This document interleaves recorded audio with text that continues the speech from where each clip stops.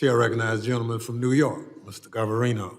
Thank you, Mr. Chairman. Mr. Secretary, thank you very much for being here today.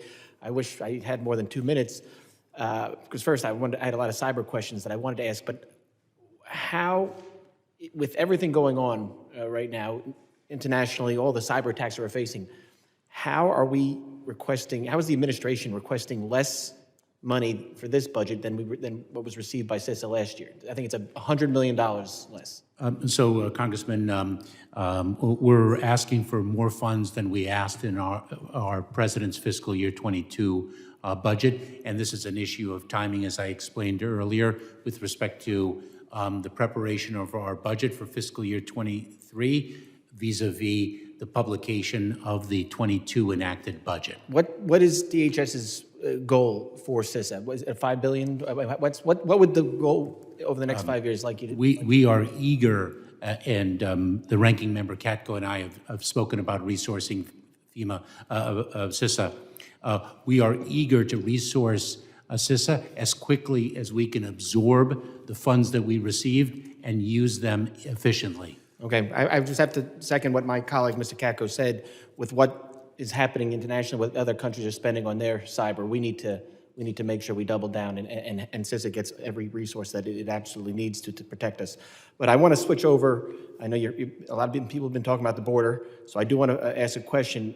The budget here, DH's budget, decreases ICE's adult average daily population beds by the detention beds by 5,000. It was 30,000, it's dropping down to 25,000. We're currently seeing the highest record numbers. You know, my district's been hit by, I have been victims of violence from MS-13 gang members. Why are we decreasing the amount of facility beds?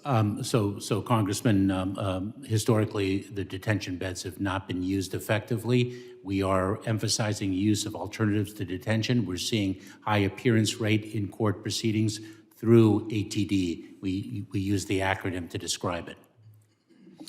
Are they, am I out of time? I'm gonna give you, since you're the last person. Thank you. Are these beds not being used now? Oh, no, they're being used, with their use is limited by a number of factors. Number one, the CDC guidelines and the imposition of social distancing.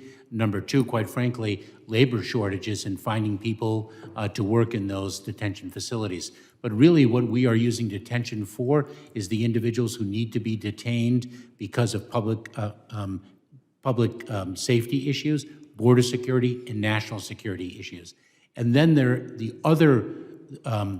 other source and focus of detention, in addition to public safety, is making sure that people appear for their immigration proceedings, and we have separate and independent efforts underway to achieve that.